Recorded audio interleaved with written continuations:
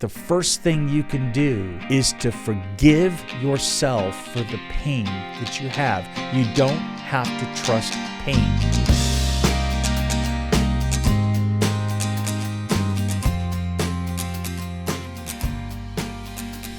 Hello, everybody, and welcome to podcast number 88 of the Gordon and Cherise Show, where we are continuing a mini-series on a very critical topic, I would say.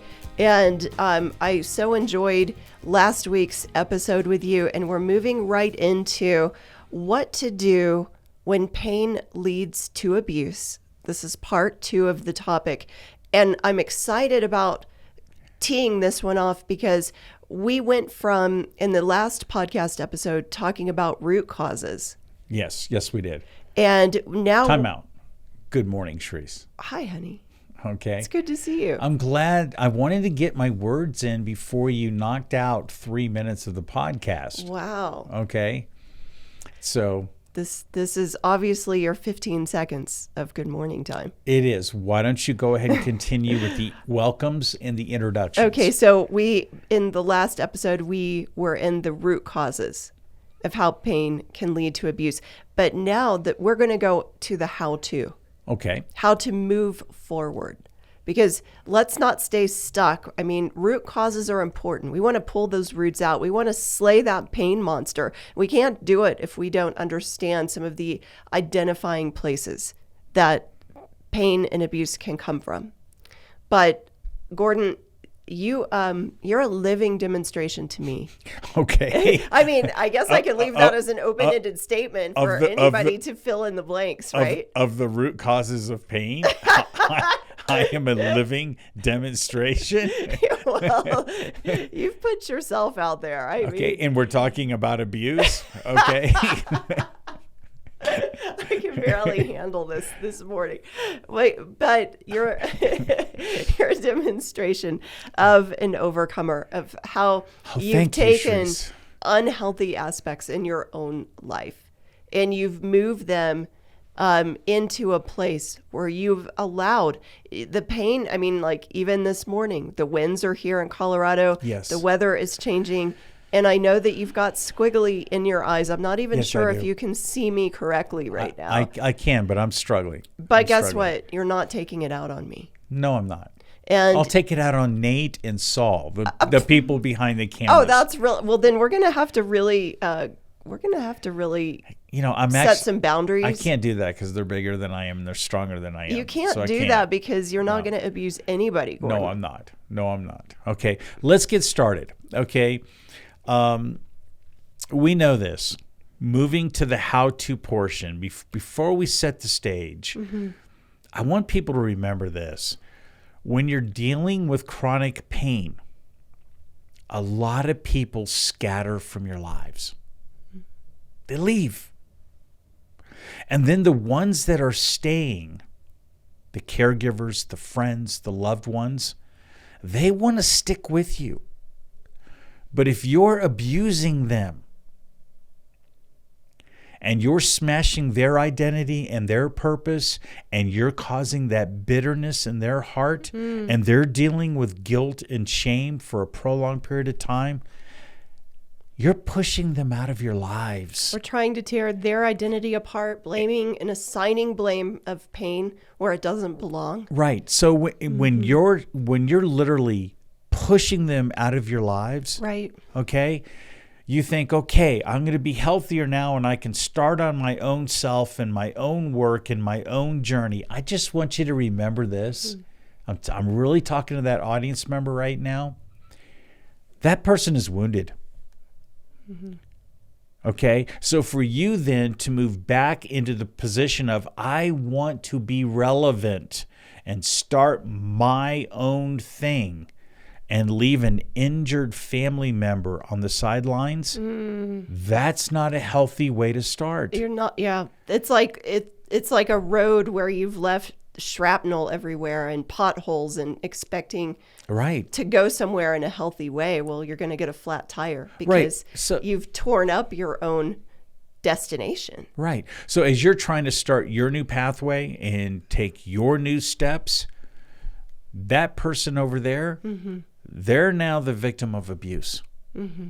So what are they supposed to do? Cherise, listen, yes. Are they supposed to start their new life and then ignore yours where you'll never have a connection again? Right.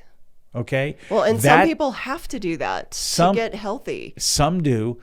But I'm just talking to the people out there. Before you push people out of your life, right, or out of your lives, okay, I'm talking about to a multiple set of people here.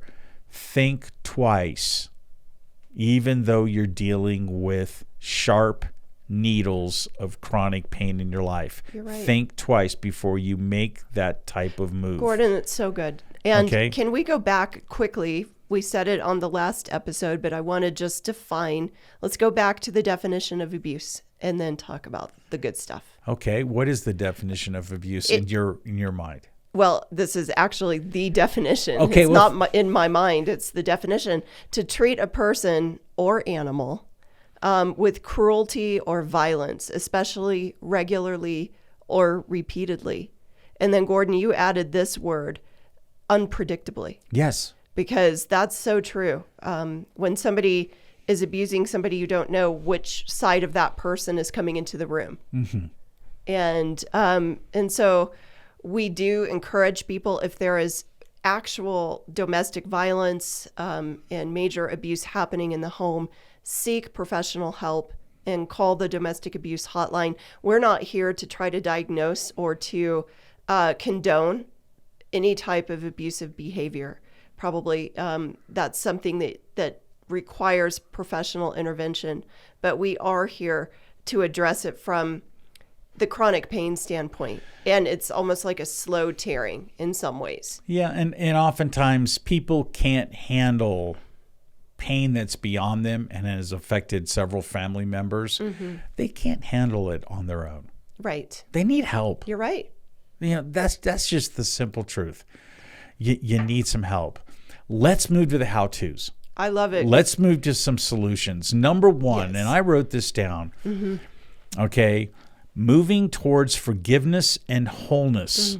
Many times the burdens that we have are too much to handle, and frankly, everyone knows this. Pain hurts, whether you're the spouse receiving the pain or the person that's the chronic sufferer.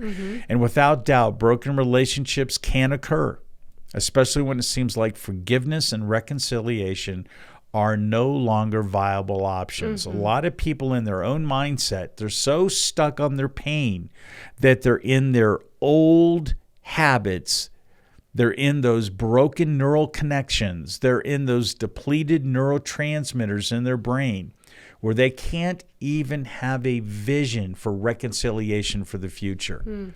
So the first thing that I would recommend if you're moving towards forgiveness and wholeness is to learn and understand deeper issues about chronic suffering. So if you're the spouse, learn deeper aspects of chronic suffering, what it means, why we have it, what are some of the tendencies that people are dealing with. Dive deeper into those aspects. Educate yourself. Educate yourself. Right. Okay? Don't go about dealing with chronic pain blindly, because that pain monster that comes up will absolutely bulldoze you over. Okay? It will ravage you. Okay? Learn more about it. That's what I did.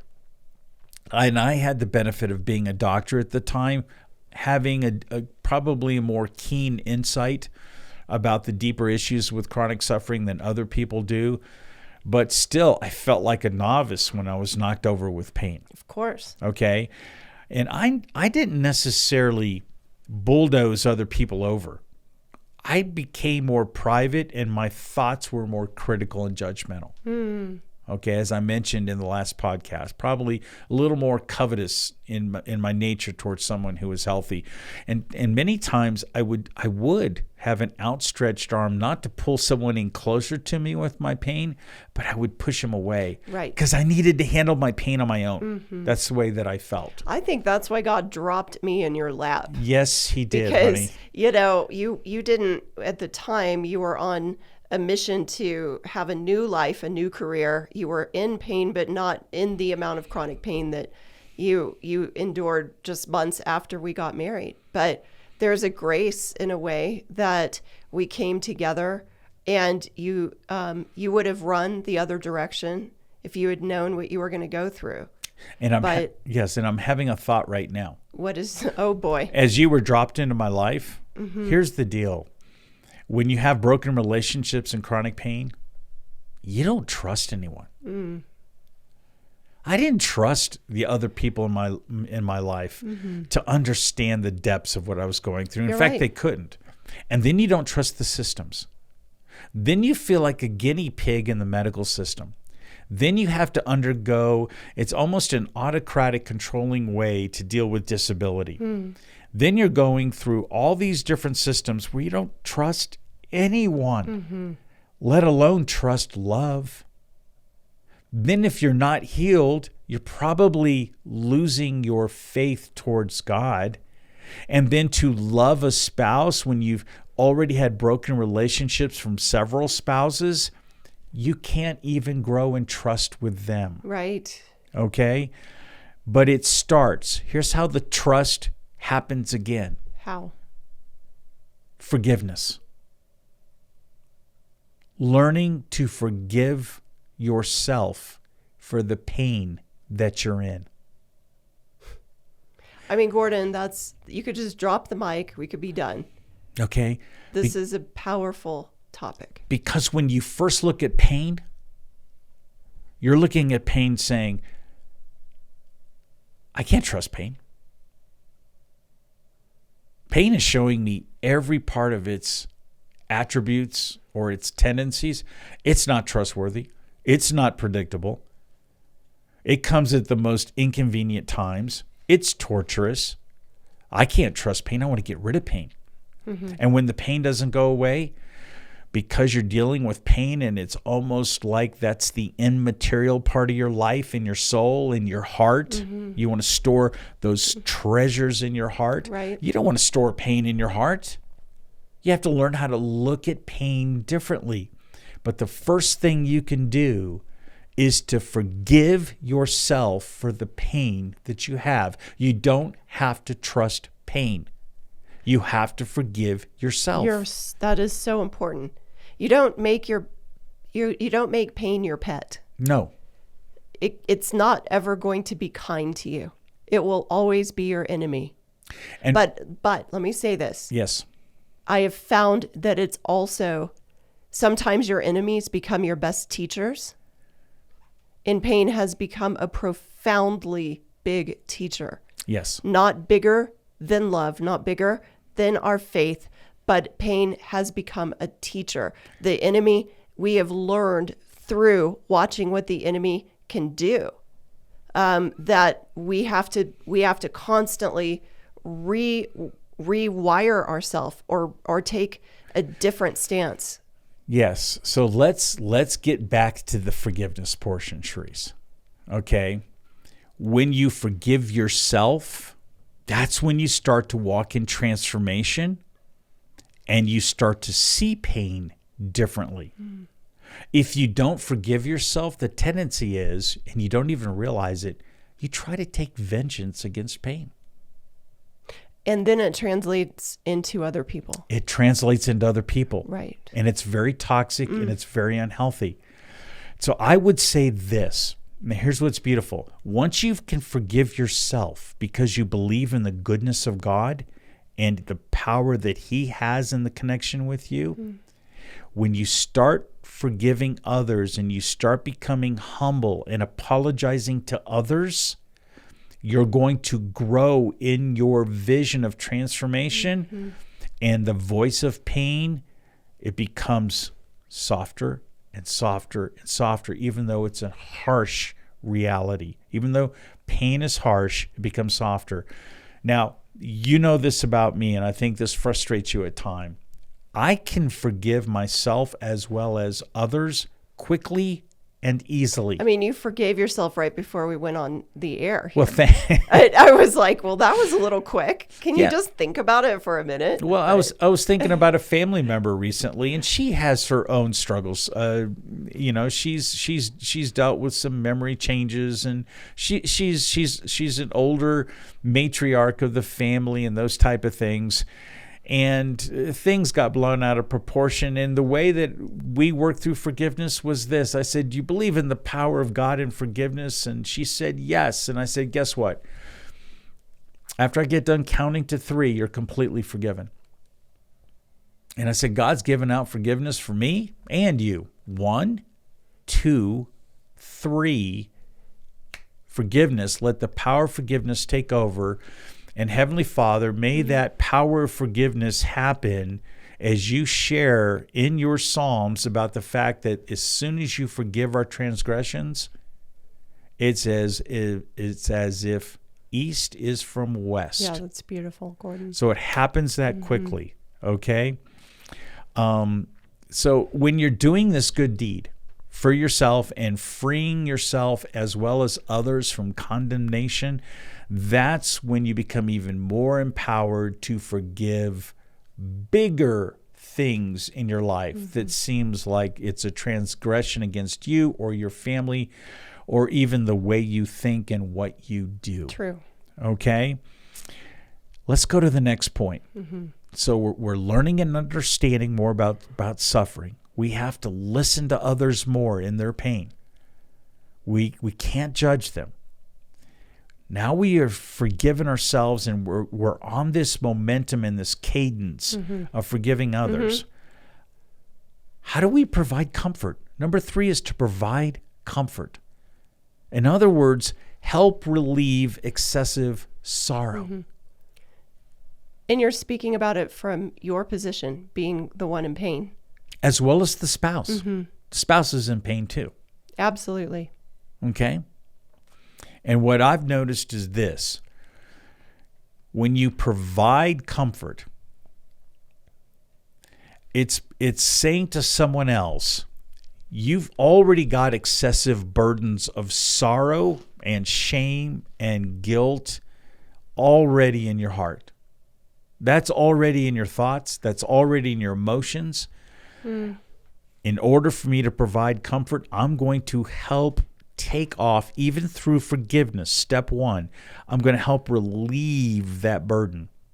I'm not going to allow you to carry that burden, because the goal is forgiveness equates to freedom.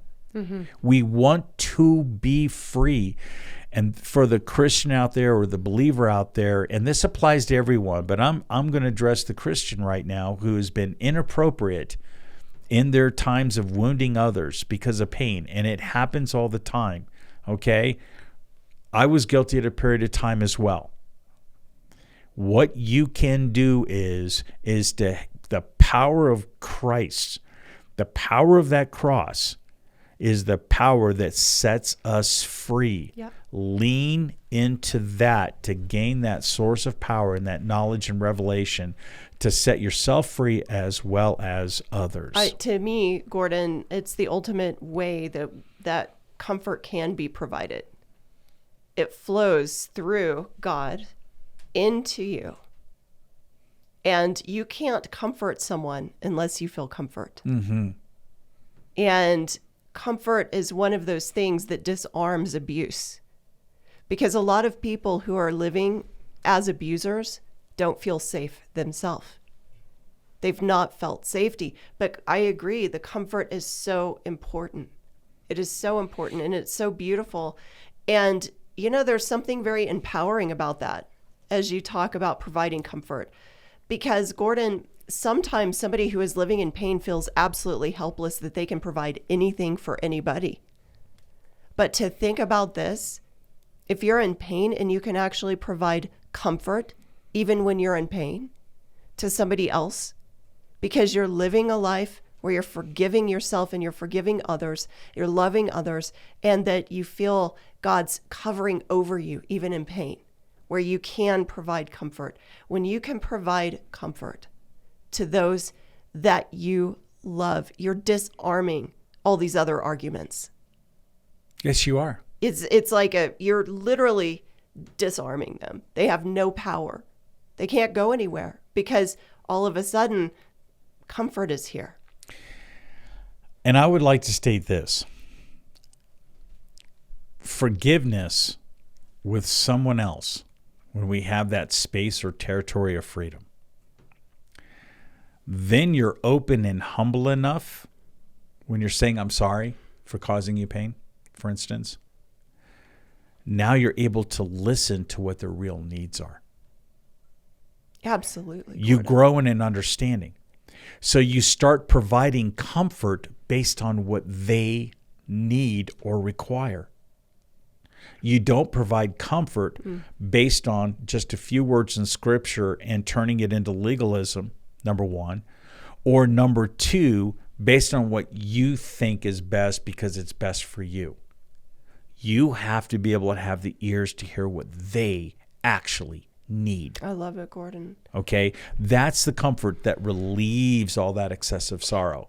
I can't imagine the longing that somebody must have who is listening to this for somebody that has been out of line, for that person who has been out of line with their words, with their actions, to say, I'm sorry. I have been in a lot of pain, and my pain has caused you pain. And I mean, it is as easy as the analogy that you gave about 1, 2, 3, you're forgiven. Yes. But those words are so powerful, Gordon, when you catch yourself in our marriage. And this isn't a one time and you're done thing. There's like a cleansing. There's a filtration system that happens when you're in relationship. And when you are accountable to that, I'm not asking you to fix your pain or fix everything else, but the accountability for that and the comfort of just acknowledging that maybe you are causing me pain because of your pain. I can't believe how much endurance that gives me to be able to keep going on the journey with you and not wanting to give up. But if you didn't say those words, if you didn't reevaluate and come back to that place, we would be in two different places right now. Absolutely. Absolutely. And I have no problem, Sonny, openly communicating the issues of pain and forgiveness and reconciliation and being humble and the power of comforting someone and listening to their needs, which leads us into the next point. Yes. Reaffirm your love for the one who is living with pain. Reaffirm your love for the spouse or partner or friend. Reaffirm your love for the one who does have chronic suffering. Reaffirm your love. Okay? Even though you've been stung by the tentacles of painful suffering. In other words, you can't really expect to get justice or revenge on your terms against this whole big pain monster. That's not what changes it. If it's not going away, it's still going to exist. Okay? And don't expect the person on reconciliation, don't give them a point of discipline in your own undertones or passive aggressiveness that says, you kind of owe me. Right. You kind of owe me for what you did to me. And here's what you owe me. You owe me penance. You need to do this, this, and this, and this. And I even have other thoughts in my mind because I have such a record of the past abuse. You need to take care of this and do this and buy this and create this and do this. And you better finish that whole list before I actually fully forgive you. Don't take that route with chronic pain. Nobody can be successful on those terms. No, there's no such thing as a penance type relationship that's going to be healthy. Yeah. And you've said this before. We can't even base our marriage on a pass-fail basis. Right. And how much more so if it becomes a penance basis. Well, the thing is you're almost creating a destination in your thoughts. if this person takes care of this checklist to show that they are actually sorry, and they complete that checklist, then I am moving into another place. Maybe that's my promised land. Yeah. Yeah. But the real truth is, with forgiveness and reconciliation, we become the promised land. We have a territory in us where the Holy Spirit roams. We are the promised land. We do not have to wander in unforgiveness. You're setting me up because I wrote about that this week. Yes, you did, sweetheart. And yeah, good timing. Good timing. But it's true. It ties in beautifully. It dovetails with this so well. Absolutely. Can I read it? Absolutely, honey. It's just something that was like a couple of minute download thing that I could just sense the presence of God when I was writing it, just inspiring me by these words. First, it was to reaffirm me, but it's for the people. And you're right. Remember this, listeners. You are his promised land. It's not out there, anybody. It's in you. You're right. You are his promised land, even when you feel dry and dusty, parched and lonely, like nothing is growing around the ground of your feet. Allow yourself to open up, giving all of your imperfections and vulnerabilities to him. The land he is cultivating is inside of you. He is captivated by you and is determined to make the land inside of your soul a fertile place for his glory to dwell. What a privilege.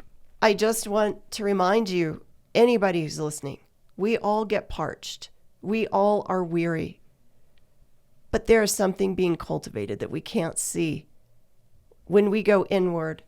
And I just love that reminder. I feel like I needed that the most. It hit me so hard when those words came up. Absolutely. And I like to piggyback off of that thought, honey, is this dwelling where even God dwells in his promised land in us. Okay. There's a level of coherence. When coherence is order, and forgiveness frees us from disorder or incoherence. We're cohesive inside because God's dwelling in us. So we're in a process of becoming. So when we have that cohesiveness in us because of the power of forgiveness, where pain is no longer an abuse, but we're looking at pain from a different angle, and we're starting to see it as a gift and as a refining teacher and cleansing our heart. So God does dwell in us. We actually move more powerfully in that stage of becoming new. I love that. Okay, our brain starts to refocus. We understand the material world, but when we have a broadened aspect, a broadened focus on the immaterial parts of life, okay, that's where coherence creates more energy and joy. And we have a greater level of awareness. We need that awareness when we're dealing with massive amounts of pain and how it might adversely affect other people. Okay? So we're getting near the end. You're looking at me with that smile. What are you thinking? You know, I want to say that there's a book that is really inspiring me. It's called Gentle and Lowly by Dane Ortland. And I want to go back to something that to me is one of those ways to walk in the new, is to remember this. Because sometimes people feel like God is against them. And sometimes that first line of abuse and anger comes from thinking that an angry God is just out to get me. So I'm going to get everybody else. And I want to reaffirm anybody who is suffering, anybody who is in pain, on those who are watching people in pain, that when you take a step back and really understand one thing, this part of the book really is profound. And I want to share it. In Matthew 11, it talks about Jesus describes himself as gentle and lowly. And that is the only time that Dane talks about in all of Scripture that Jesus actually describes his own character, gentle and lowly. Now, if anybody has the right to be judgmental, abusive, harsh, I mean, you would think God himself could have any attribute that he would choose to create. Instead, he creates and walks in the character of gentleness and lowliness. Yes. He doesn't have a pointed finger at you. He has open arms.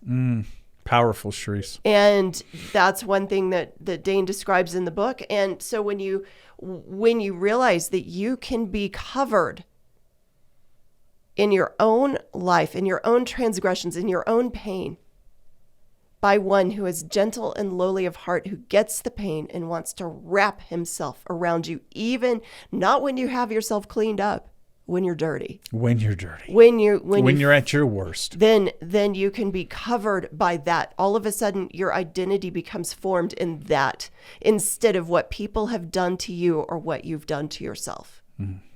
You can walk out your pain in victory if you walk it out in humility. Yes. Cherise, that's powerful. That's powerful. How am I supposed to follow up with this? I don't know, because this just came out. I know it's God inspired. Okay. Let me bring some viewpoints to this, perhaps. Okay. The Spirit of the living God is not on tablets of stone, but on the tablets of the human hearts of all of us. And that suffering servant who understands suffering as well as victory and resurrection is with us at all times. So don't focus on holding grudges or getting religiously pious or high-minded or judging the condition of others who are struggling with pain. But instead, do this. Grow in the confidence of your faith patiently through your suffering trials. Though you might feel helpless about ongoing pain, there's a reality of your soul that sufficiency exists because our sufficiency is from God. So don't lose heart. Beautiful, Gordon. Let the light shine out of the darkness as it has shone in our hearts to give the light of the knowledge of the glory of God in the face of Jesus Christ. Don't give up. Keep going. And that's our message for today. Okay? That's beautiful. So hopefully it's going to help others to get the how-to aspects of how do I deal with the wretchedness and abuse that sometimes comes from pain. Yeah. So tell us about how to get a hold of us and to stay in contact with us and to help us develop our community. Absolutely. So go to gordonandcherise.com. From there, please sign up to get a free intro of our book, Pursue Real Hope. And it'll make you also receive updates from us as our podcast releases come out. But we would love it if you would subscribe to our YouTube channel. We need the YouTube subscribers. It's a low number for no reason. These podcasts are filled with great information. Us, as we gain the YouTube community, but also be a part of our Facebook community. Yes. The Better Living community, which is our private group.